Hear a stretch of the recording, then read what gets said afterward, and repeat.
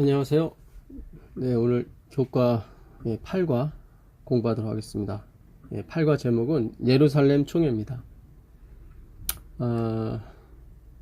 바울이 예수님을 만나고 한 15년이 지나서 예루살렘 총회가 있었습니다. 예루살렘 총회 전후로 바울의 1차 선교 여행이 있었죠. 갈라디아 지방 이고니온 루스드라 더베 교회를 세웠습니다. 그리고 49년에 AD 49년에 예루살렘 총회가 있었습니다. 그리고 49년부터 52년까지 3년 동안 또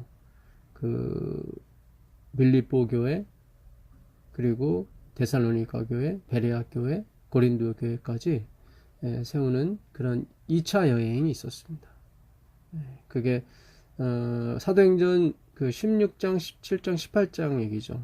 예루살렘 총회는 사도행전 15장입니다.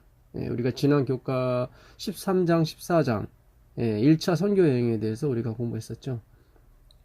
하나님은 바울을 충분히 교육시켰고 또 공부시켰습니다. 아라비아에서 3년, 그리고 다소에서 9년 동안 있었죠. 그래서 사도행전 11장에 안디옥 교회가 이 성령의 은혜를 받아서 많은 신자들이 모이게 됐습니다. 특별히 이방 신자들이 많이 모이게 됐죠. 그들이 모이게 된 근거 중에 하나가 그 할례의 문제였습니다. 이스라엘 백성이 되기 위해서는 할례를 받았어야 되는데 이스라엘 백성이 아닌 사람들은 그것이 굉장히 마음에 부담이 되었던 것입니다. 그런데 바울이 그 할례를 받지 않아도 된다. 그렇게 복음을 전하니 많은 사람들이 자유를 가지고 예수님을 믿게 됐죠. 그래서 그 안디옥 교회에서 1년간 봉사하다가 그가 사도행전 13장, 14장에 1차 선교 여행을 가게 되고 성령의 부르심을 받아서요 바나바와 함께 가게 됩니다. 그러다가 이제 그 안디옥 교회에 계속 그 이방에서 온 사람들이 이 할례 문제를 갖고 나오게 되었습니다. 그리고 유대인이 갖고 있었던 그 유전과 의문의 율법에 계속 그들이 관심을 갖게 됐었죠. 그래서 이 바울이 전하는 기별과 많이 혼동하게 되었습니다. 그리고 그 유대 개종자들이 계속 그걸 들고 나오므로 말미암아 교회에 많은 어려움과 특별히 새로 입교한 그 이방 신자들에게는 많은 괴로움이 됐던 것입니다. 그래서 예루살렘 총회를 열어서 이 문제를 상의하게 됐죠. 그 자리에 바나바와 바울이 다시 파송된 이야기입니다. 그 기억절은 사도행전 15장 11절입니다.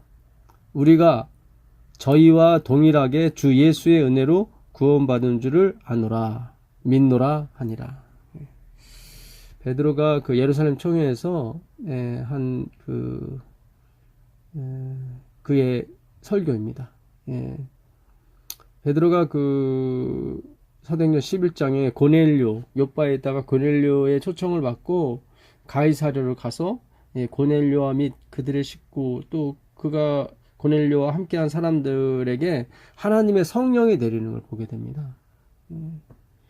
그래서 그가 거기서 많은 걸 깨닫게 되죠.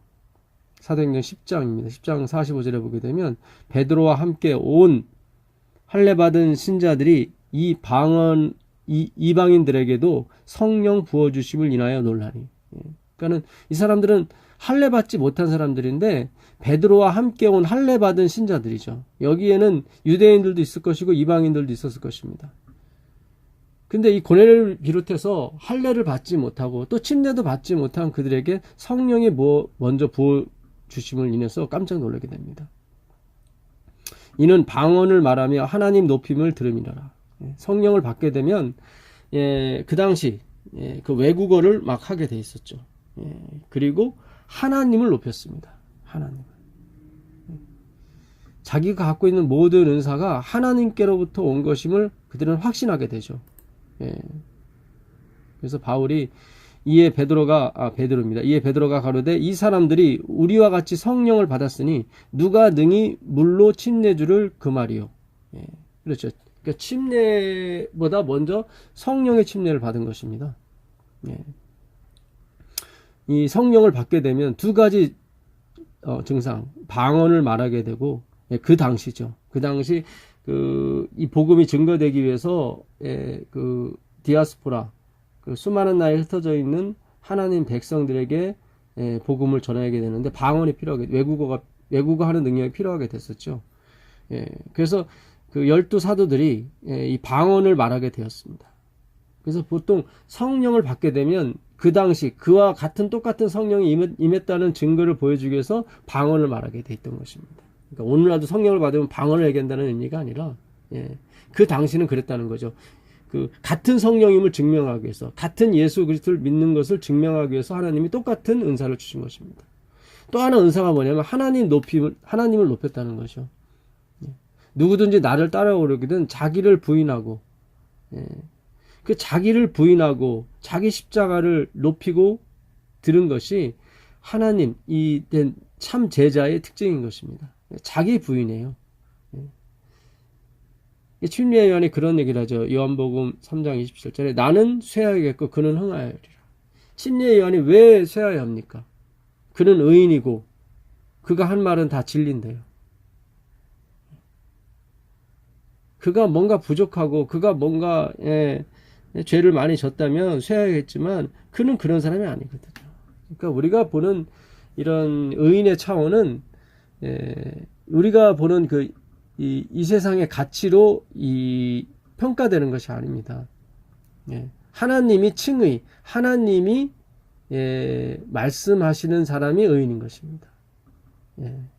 우리가 판단하는 가치에 따라서 되는 것이 아니고요. 그 예수님도 누가복음 14장에 보게 되면 그 손님으로 오는 사람이 주인 가장 높은 자리에 앉죠. 근데 그 자리 배정은 주인이 하게 됩니다. 이 자리 배치가 U자로 되어 있거든요. 근데 각자가 자기가 판단했을 때 자기가 제일 높다고 생각하고 주인 가까운 제일 높은 자리에 앉게 되죠. 그러나 그건 자기 생각이고요. 그 위치를 정하는 것은 주인인 것입니다. 그래서 성령을 받게 되면 그 주인이 누군지를 알게 되죠. 그 주인이 하나님이시며 예수님이고, 그분만이 만유의 주제인 것을 인정하게 되어 있습니다. 그러니까 예루살렘 총회도 마찬가지였어요.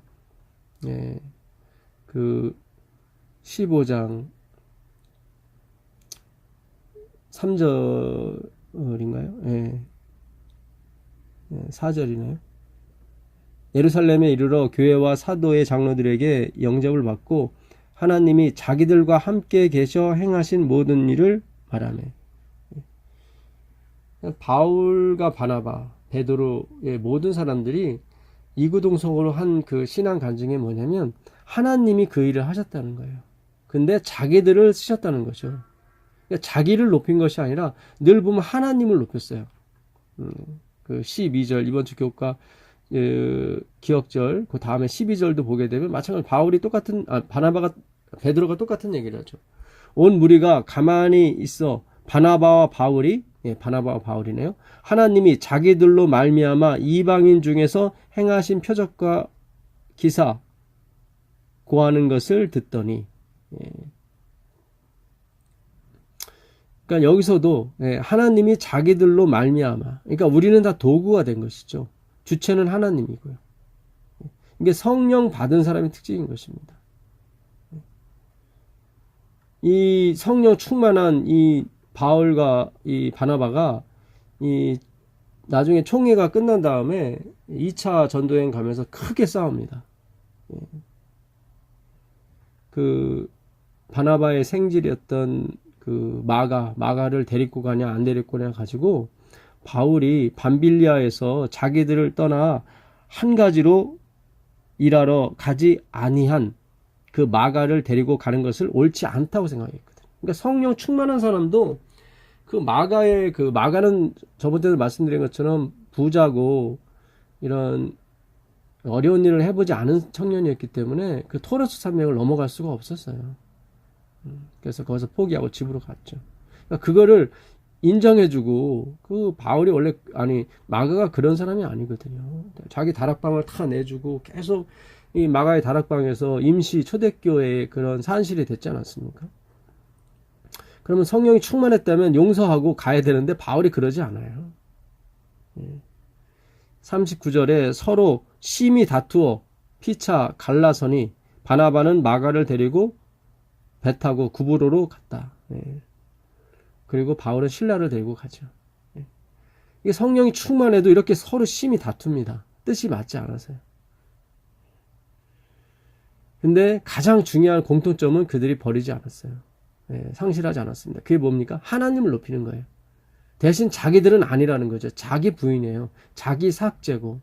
이것이 되지 아니하면 아무리 훌륭한 목회자고 아무리 훌륭한 설교를 하고 아무리 훌륭한 리더십이 있을지라도, 심지어 3,000명 이상 침례를 자기 손으로 줬을지라도 그건 아무 의미가 없습니다. 산을 움직일 만한 믿음이 있고, 자기 몸을 불살라 내어줄지라도 자기 부인, 자기 삭제가 되지 않으면 그것은 하나님의 편이 아닙니다. 그건 성령의 증거가 아닌 것입니다. 그러니까 이방인들이, 유대인들이 개종을 해서 그동안 자기들이 실력으로 섬겼던, 결국 자기 가치 높임이죠. 그러니까 우리는 율법에 대하여 죽었습니다. 갈라디아서 2장 19절에 율법에 대한 죽고 하나님에 대한 살았어요. 그러니까 율법을 지켜서 구원을 얻는 것으로는 죽었어요. 죽은 자예요. 죽은 자가 뭘 할 수 있겠습니까? 그러나 하나님에 대해서는 살아있는 자예요. 하나님만이 오직 우리의 구세주이며 우리의 모든 것이 되신다는, 구원의 모든 것이 되신다는 그 믿음은 다 살아있는 것입니다. 그런데 끝까지 자기 가치의 가치의 입증을 갖고 들어오시는 분이 있어요. 교회 안에도. 이 안디옥 교회가 그랬던 것입니다. 예루살렘 교회도 마찬가지였고요. 이번 주 금요일 날 예언의 신이 사도행전 189 또 190 페이지 있는 말씀인데, 참 그 당시 상황을 화이트 부인이 너무 잘 이렇게 표현했습니다. 그러니까 유대인들이 끝까지 율법을 지켜서 구원 얻는 것을 버리지 않았다는 거죠. 특히 할례 문제 다 버려도 이거 하나만큼은 끝까지 들고 왔어요. 그들은 이것이 자기들의 신앙의 가치였고 자기 구원받은 입증이었거든요. 십자가가 아니라 그냥 십자가도 하나의 트렌드로 받아들인 거예요. 자기를 입증시켜주는 하나의 for example, 예로 받아들인 거지 그것이 전부는 아니었단 말이죠. 심지어 제자들까지도 바울이 우리가 어떠한 율법이라도 지켜서 구원 얻는 것이 아니다라고 했을 때, 그러면 율법은 아무 의미가 없는 것입니까? 폐해진 것입니까? 성경은 우리가 율법에 대하여 죽었다고 얘기하는 거지 율법이 폐했다고는 하진 않습니다. 마태복음 5장 17절에도 내가 율법이나 선지자로 폐하러 온 줄로 생각지 말라고 주님께서 말씀하셔요. 율법의 1.1획도 천지가 없어지기 전에는 다 한 1.1획도 빠지지 않고 다 이룰 것이라고 말씀하시거든요. 우리가 주님 안에서 자유를 얻었습니다.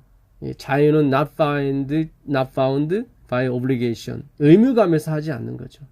그럼 우리가 안식일을 안 지켜도 되고 십계명을 안 지켜도 되는 것입니까? 그럼 우리가 예수를 믿고 안식일을 지키고 십계명을 준수하는 것은 무슨 의미가 있는 것입니까? 그것은 우리가 그것을 지켜서 구원 얻는 것이 아닙니다. 그래서 우리는 거기에 의미를 두지 않습니다. 의미를 두지 않죠. 근데 우리는 안식일을 지킵니다. 그것은 내가 하는 것이 아니라 하나님이 우리를 통하여 그의 말씀을 이루시는 거예요. 우리가 하는 게 아니에요. 이 내가 하는 것으로부터 하나님이 하시는 것으로부터 옮겨가는 과정에서 약간의 불협화음이 있을 수 있습니다. 혼돈과. 어떤 가치관의 혼란. 예. 그러나 반드시 우리가 예수님만을 붙들고 있으면 그건 잡히게 되어 있습니다. 예. 때로는 방종처럼 보이게 되고 때로는 탈선처럼 보이지만 돌아온 아들처럼 다시 오게 되어 있습니다. 예. 그때는 율법을 지켜서가 아니라 하나님의 사랑에 이끌려서 가는 거죠. 예. 물론 그 기간이 짧으면 짧을수록 좋은 거죠. 예. 그 사도행전 그 189페이지 보게 되면 대내적으로 유대인 회심자들은, 그러니까 유대인이면서 기독교인이 된 사람들이죠. 예. 길을 여시는 하나님의 섭리처럼 빨리 움직이려 하지 아니하였다. 그러니까 빨리 자기를 입증시켰던, 그러니까 자기가 율법을 지켜서 구원 얻으려고 했던 그 모든 것을 내려놔야 되는데, 그것이 아무 가치가 없다는 걸 내려놔야 되는데 그렇지 않은 거예요. 그걸 끝까지 잡고 있는 거예요. 그리고 예수님도 잡으려고 하고. 그거를 화이프인은 그들이 빨리 움직이려 하지 않았다고 얘기하는 겁니다. 사도들이 이방인 가운데서 수고한 결과로, 그러니까 바울과 베드로가 이방인 가운데서 수고한 결과 침례자가 생긴 거죠. 개종자가 생긴 거죠. 이방인 회심자의 수요가 유대인 회심자보다 훨씬 많았을 것이다.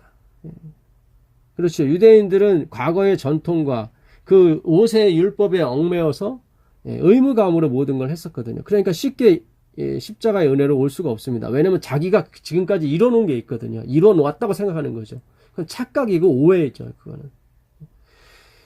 유대인들은 이방인들에게 교인이 되는 조건으로 유대인의 율법의 제한과 의식을 의무적으로 부과하지 아니한다면 지금까지 그들을 다른 모든 민족과 구별되게 하였던 유대인의 민족적 특수성이 복음기별을 받아들인 사람들 가운데서 마침내 사라지게 될 것을 두려워하였다.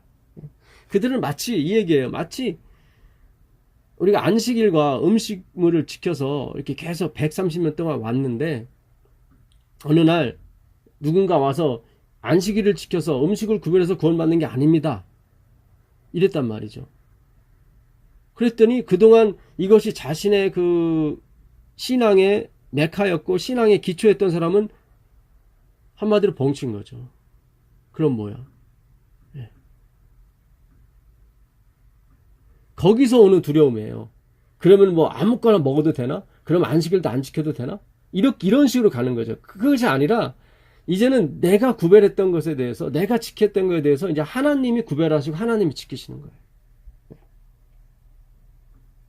특별히 음식물에 관한 것은 유대인들에게 또 상당히 컸었는데요. 그 하나님께서 예루살렘 총회에서도 그 결론을 내리기를 그 당시 총회장이 야고보였거든요. 그러니까 19절에 보시면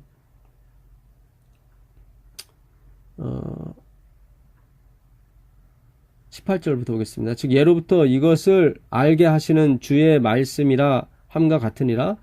그러므로 내 의견에는, 그러니까 야고보의 의견에는 이방인 중에서 하나님께로 돌아오는 자들을 괴롭게 말고 다만 우상의 더러운 것과 음행과 목매어 죽인 것과 피를 멀리하라고 편지하는 것이 가하니. 그러니까 우리가 율법을 지켜서 구원 얻는 건 아니지만 최소한 요 네 가지는 지키자. 그것이 뭐냐면 우상의 더러운 것, 그러니까 우상에 바쳤던 음식을 다시 먹는 거죠. 그 음행, 그리고 목매어 죽인 것과 피, 이게 다 피해가는 겁니다. 예. 목매어 죽인 것도 피를 빼지 않았으니까요. 모세 율법에 피는 먹지 말라고 했으니까. 그러면 우리가 예수를 믿음으로 말미암아 구원을 얻는데 이 네 가지는 항상 지켜줘야 된다는 얘기인가요? 여기 29절인가요? 29절에도 똑같은 내용이 있는데 한번 더 읽어보겠습니다. 우상의 제물과, 그렇죠? 피와 목매어 죽인 것과 음행을 멀리 할지니라. 이에 스스로 삼가하면 잘 되리라. 평안함을 원하노라. 예. 그러니까 이 네 가지 우상의 제물과 피와 목매어 죽인 것과 음행이죠. 근데 이거 말고도 안식일도 있었고 여러 가지가 있었거든요. 예. 근데 하필 왜 이 네 가지만을 얘기했을까요? 그거는 그 위에 그 야고보가 그런 얘기를 합니다. 그 16절에 이후에 내가 돌아와서 다윗의 무너진 장막을 다시 지으며 또 그 퇴락한 것을 다시 일으키려니 이는 그 남은 사람들과 내 이름으로 일컬음을 받는 모든 이방인들로 주를 찾게 하려 함이니라 하셨으니 즉 여기 아니네요. 그러니까 21절이네요.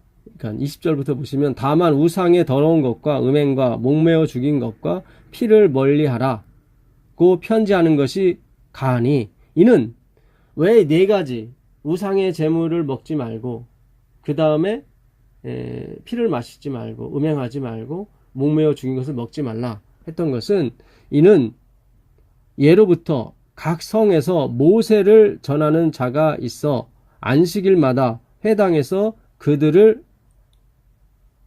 글을 읽음이니라.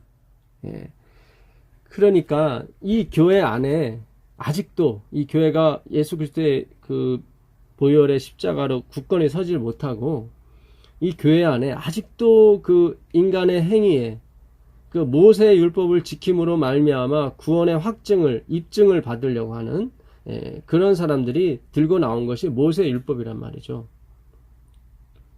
그래서 그들과 부딪히지 말라는 거예요. 그들과.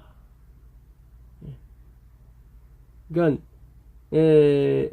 우리가 중대한 이 복음 사업이 있는데 예수님의 십자가를 전하는 중대한 복음 사업이 있는데 어차피 지금은 약간의 과도 기간이라고요.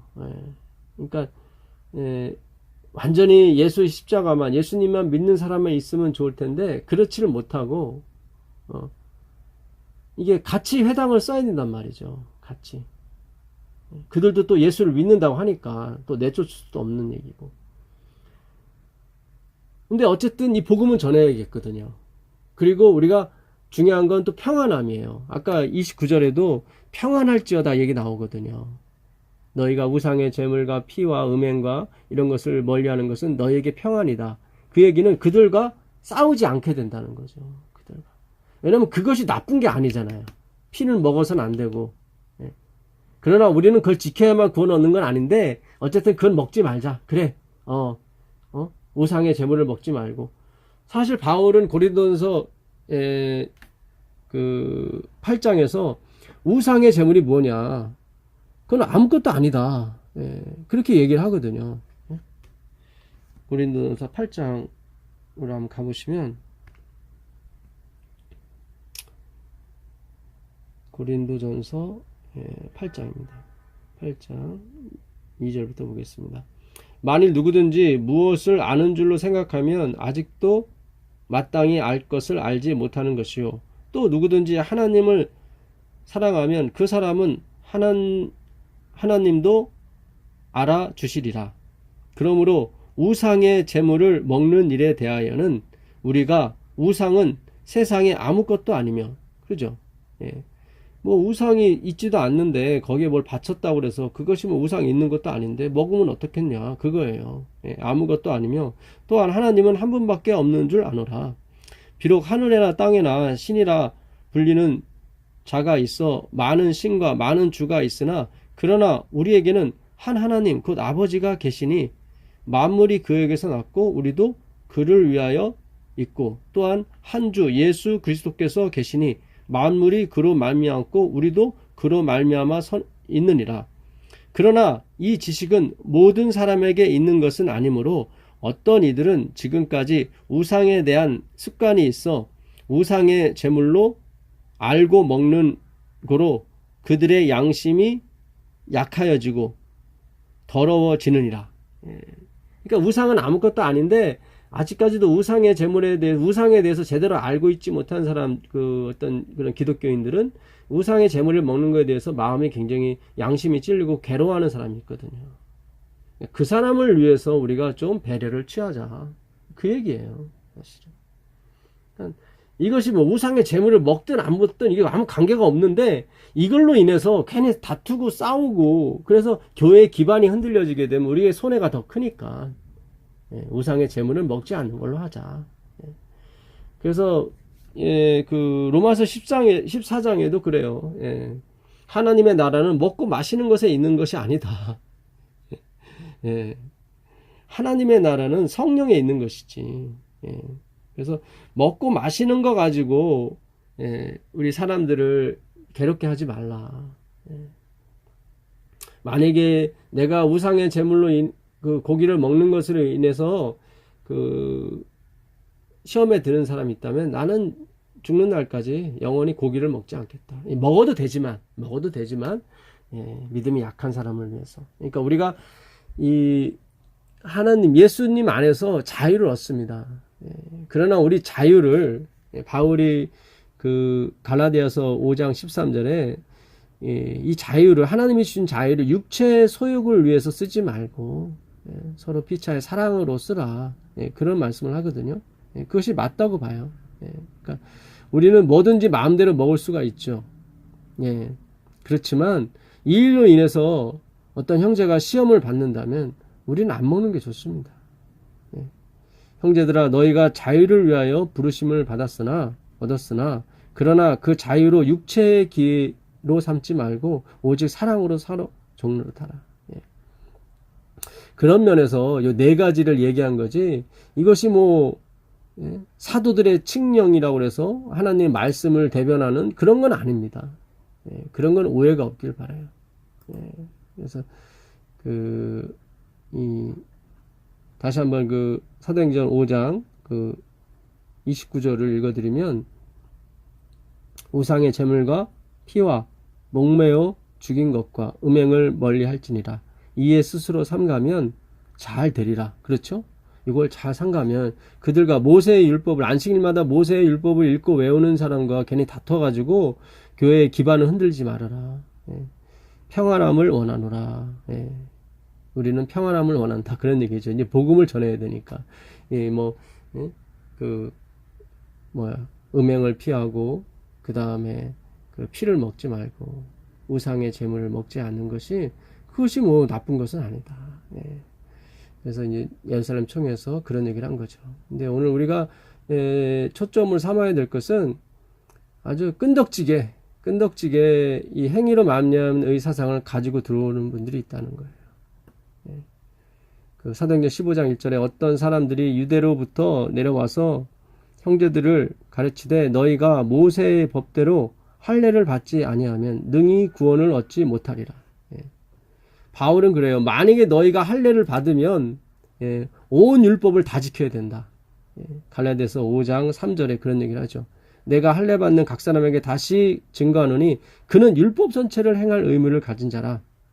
율법 안에서 의롭다함을 얻으려 하는 너희는 그리스도에게서 끊어지고 은혜에서 떨어진 자로다. 그러니까 우리의 구원은 100% 하나님의 은혜와 그분의 능력으로 강한 손과 편팔로 이스라엘 백성을 애굽에서 구원하신 것처럼 하나님의 손과 편팔로 우리를 전대적으로 구원하시는 것입니다. 우리가 무언가를 행하고 할례라고 하는 것은 그분이 죽으신 것을 우리에게 전가시켜 주는 거거든요. 우리가 하는 게 아니에요. 할례는 죽음을 의미하거든요. 근데 할례 받았다고 죽진 않잖아요. 그러니까 다른 사람이 죽었다는 거예요. 그 다른 사람이 누구냐면 하나님이에요. 그 하나님이 죽은 것을 그 표를 내가 죽은 걸로 했기 때문에 나한테 표하는 것을 할례란 거예요. 그래서 나는 예수의 흔적을 가졌노라 했을 때 그것은 이면의 할례를 말하는 것입니다. 몸의 할례를 얘기하는 것이 아니라. 그래서 사도행전 15장 2절에 바울과 바나바와 저희 사이에 적지 않은 다툼과 변론이 일어난지라. 형제들이 이 문제에 대하여 바울과 바나바 및 그 중에서 몇 사람을 예루살렘에 있는 사도와 장로들에게 보내기로 작정하니라. 그래서 이 일로 인해서 교회 다툼이 벌어지니까 바울과 바나바 또 몇 사람이 와서 예루살렘 총회에 상정을 한 거죠. 그런데도 바울의 기별이 워낙 강해서 제자들도 그 당시 제자들도 이걸 받기가 쉽지가 않았습니다. 그러니까 지금 우리 재림교회 사정도 마찬가지예요. 저희가 믿음으로 말미암니 100% 예수의 복음의 기별이죠. 그랬더니 그동안 안식일을 지키고 음식을 구별하는 것에 대해서 속잔이 이 어떤 구원의 확신을 가졌던 분들이 당황하기 시작한 거예요. 받아들이지 않아요. 하나님이 말씀하신 착한 일은 예수를 믿는 걸 착한 일이라고 합니다. 요한복음 6장 28절에 우리가 어떻게 하나님 일을 하오리까 그랬을 때 예수님께서 29절에 그렇게 말씀하시죠. 하나님의 일은 하나님이 보내신 자를 믿는 것이다. 예수님을 믿는 것이 선한 일이고 착한 일이고 아버지의 뜻입니다. 내가 귀신 쫓아내고 내가 하나님의 이름으로 봉사도 하고 그런 거는 다 예수님 안에 있는 거예요. 안에서 나오는 산물이지 그것이 목적과 원인이 되질 않습니다. 변화받는 것이 우리의 삶의 개혁이 우리의 목적이 아니에요. 우리 진정한 삶의 변화와 개혁의 목적은 예수 그리스도와 하나가 되는 것입니다. 그러기 위해서는 그분은 절대 전능한 하나님이 되셔야 되고 우린 절대 전명한 피조물이 되어야 되는 것입니다. 절대 의존적인 피조물이 되어야 되는 것입니다. 왜냐하면 피조물이 창조주가 되려고 했던 것이 죄였기 때문에. 사도행전 190페이지인가요? 성전을 바라보며 살고 있는 유대 그리스도인들은 자연히 한 민족으로서 유대인들이 가진 특별한 특권들로 마음이 기울어지게 되었다. 그러니까 유대인에게서 유대교에서 개종한 사람들은 특별히 자기가 그동안에 지켜왔던 그 신앙의 표본이라고 생각했던 그런 것들을 마음에 가지게 돼 있었어요. 그걸 갖고 이제 십자가를 예수님을 믿은 거죠. 그래서 자기들은 다른 사람보다 좀 낫다는 거죠. 그리고 진정한 그리스도인은 그걸 쫓아와야 한다는 거죠. 그것을 지키는 것이 잘못된 것이 아니라 내가 지키는 그런 정신이 들어가는 것이 나쁜 거예요. 그것은 하나님에 의해서 지켜질 수 있는 거거든요. 근데 내가 지금까지 지킨 것을 갖고 들어간다는 것은 구원의 복음에 흠집을 내는 것이고 그 원복음에 상처를 입히는 것입니다. 그는 사탄이 좋아하는 거죠. 그 당시에도 이런 것이 있었던 거예요. 그리스도의 교회가 유대교의 의식과 유전에서 떠나는 것과 그러니까 우리가 지금 안식일을 지키는 것은 지켜서 구원 얻으려고 하는 것이 아니라 하나님이 우리 안에서 이 일을 하시는 것뿐이에요. 왜냐하면 그분은 말씀이기 때문에 태초에 말씀이 계셨잖아요. 이 말씀으로 되지 않은 것이 하나도 없단 말이죠. 이사야는 내 입에서 나간 모든 것이 하나도 허지로 돌아가지 아니하고 다 이룬다고 말씀하셨거든요. 그러면 그분께서 3500년 전에 말씀하신 그 십계명의 모든 글자는 반드시 이루어져야 되는 것입니다. 그래서 하나님은 당신의 백성을 통해서 하나님의 율법이 이루어지게 하십니다. 우리가 그걸 이루어서 구원 얻는 것이 아니라 그건 하나님의 일이죠. 그래서 우리는 구원을 얻으려고 안식일을 지키는 것이 아니라 하나님이 당신의 일을 하시기 위해서 우리를 사용하시는 것뿐입니다. 유대교의 의식과 유전에서 떠나는 것. 이 의식과 유전이 다 뭐예요? 인간이 하는 거죠. 유대인의 풍습 속에 담겨진 그 특별한 신성성이 새로운 신앙의 빛 가운데서 곧 소멸될 것을 알게 되었을 때 그러니까 자기가 지금까지 지켜왔던 양 잡는 제도라든가 이런 모든 것이 얼마나 이게 그들이 심령을 다해서 마음을 다해서 이걸 드렸어요. 그런 게 아니라 하나님이 우리에게 마음을 다해서 주신 그 예수 그리스도를 알기 위해서 그거를 한 것뿐인데 자기는 그걸 아는 것보다는 자기의 마음을 알아달라는 거죠. 그것이 소멸될 것을 인해서 많이 두려워했던 것입니다. 그러니까 이 믿음으로 만약 의의 기별을 받아들이게 될 때 많은 우리 재림교인들이 망설이는 것 중에 하나가 그럼 내가 지금까지 지켜오고 내가 지금까지 쌓아올린 것은 어떻게 되는 것인가. 그거에 대한 그런 가치 판단에 자꾸 이렇게 혼선을 가지시는 것 같아요. 바울이 그랬거든요. 내가 온전함도 아니요 다 잃었다함도 아니고 하나님이 주신 그 표대를 향해서 나는 달려갈 뿐이다. 쫓아간다. 이렇게 나와 있습니다. 그 쫓아간다는 표시는 무슨 뜻이냐면 큰 것을 위해서 작은 것을 버리는 걸 말해요. 그러니까 헬라 사람들은 점심을 먹고 나서 사냥 내기를 했거든요. 누가 큰 것을 잡아올 것인가. 그러다 보면 어떤 사람은 여우를 쫓아가고 어떤 사람은 토끼를 쫓아가고 막 그럴 거 아닙니까? 그러다가 토끼를 쫓아간 사람이 토끼를 향해서 활을 쏘다가 갑자기 오른쪽에 곰이 하나 나타났어요. 그럼 당연히 토끼를 향했던 그 화살의 방향이 토끼에서 어디로요? 곰으로 바뀌는 걸 말해요. 그걸 쫓아간다고. 그러니까 지금까지 우리가 내 힘으로 지켜왔던 안식일, 여러 가지 등등의 십계명이랄까 이런 모든 것들을 우리가 가치 없는 게 아닙니다. 가치는 있습니다. 가인의 제물처럼 가치 있어요. 있는데 더 큰 가치를 본 거죠. 그는 예수 그리스도예요. 영원이죠. 우리가 지금까지 지켜왔던 율법이 이 땅에서만 우리에게 어떤 영향을 줬다면 예수 그리스도는 영원하게 영향이 있거든요. 우리가 이 땅에서 율법을 지켜서 잘 살고 행복하고 건강했다면 예수님을 믿는다면 영원히 건강하고 행복할 수가 있거든요. 그러면 당연히 우리는 율법을 향했던 것을 버리고 예수께로 방향을 틀어야 되는 것입니다. 그러기 위해서는 이쪽 걸 버려야 되는 거예요. 근데 그걸 두려워해요. 많은 분들이. 특별히 목회자분들이 두려워 많이 해요. 근데 두려워할 필요가 없어요. 더 큰 걸 얻는 거라니까요. 토끼 대신에 곰, 사자를 얻는 거예요. 그러니 토끼는 얼마든지 버릴 수 있는 거죠. 곧 소멸될 것을 알게 되었을 때, 그리고 우리가 지키려고 했던 그런 것들, 우리 힘으로 지키려고 했던 것을 버렸을 때 내가 혹시라도 낭떠러지로 떨어지지 않을까, 타락하지 않을까 걱정하는데 걱정하지 마세요. 나보다 누가 더 크세요? 예수님이 크세요. 내가 내 주인이 됐을 때는 약했지만 예수님이 나의 주인이 되었을 때는 나보다 훨씬 강하십니다. 내가 내 주인이 됐을 때는 잃어버리기가 쉽지만 예수님이 내 주인이 됐을 때는 결코 잃어버리지 않아요. 그걸 믿음이라고 그러는 거예요. 그래서 우리가 행하면서 믿음으로 돌아서야 되는 것입니다.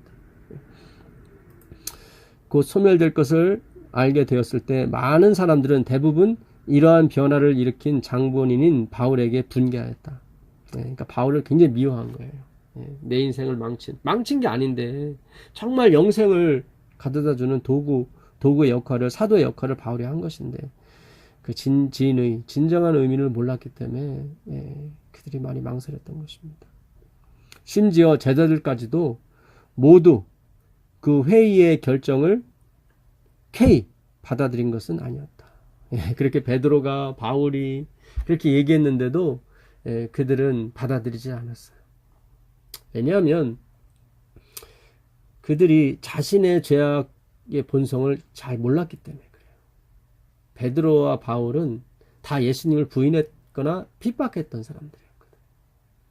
그럼에도 불구하고 하나님이 그들을 택하셔서 설교자로 쓰시고 귀한 사도로 쓰시는 걸 그들이 체험을 했기 때문에 하나님의 은혜에 더 가까워질 수 있었던 것입니다. 그러니까 정말 특별한 경우지만 그들에게 접해졌던 이런 죄들이 결국에선 모든 것이 합력하여 선을 이루는데 쓰임이 된 거죠, 사실은. 이거는 신비한 것입니다. 그렇다고 우리가 죄를 막 지으라 그런 뜻이 아닙니다.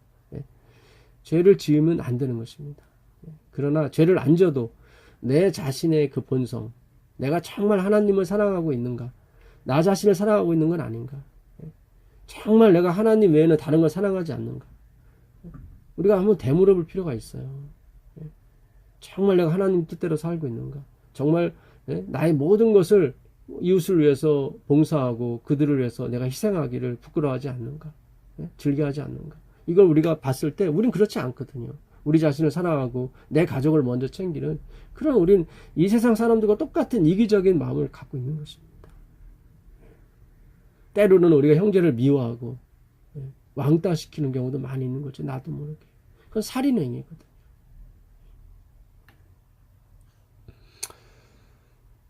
때로는 결혼한 것을 후회하는 경우도 있죠. 그건 간음하는 것입니다. 우리가 여러 가지로 봤을 때 우리는 정말로 하나님이 우리를 쓰시는 것에 대해서 우린 정말 부끄러운 사람들이고 우린 정말로 감사해야 될 사람인 것입니다. 그러니까 그들의 결정을 쾌히 받아들이지 못한 것은 그들이 나는 그렇게 큰 죄인이라고 생각하지 않기 때문에 그런 거예요.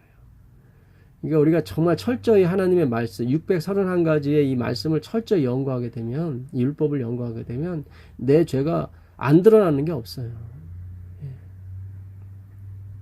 어떤 이들은 의문의 율법에 대하여 열심히 있었으므로 의문의 율법은 양잡아 제사 드리는 거죠. 이 양잡아 제사 드리는 것은 AD 70년 이스라엘이 멸망할 때까지 있었습니다. 그 돌 위에 돌 하나도 남기지 않고 하나님이 성전을 다 부실 때까지 그들은 그걸 했어요. 그리고 하나님이 자기들과 함께 하신다고 착각했고 자기들의 기도를 들어주신다고 착각했습니다. 철야를 했고 밤새워 기도를 했지만 하나님은 1.1획도 듣지 않으셨습니다. 대쟁투 그 1장 예루살렘의 멸망편에 보게 되면 수백만의 사람이 예배를 드리러 왔다가 다 죽임을 당했습니다.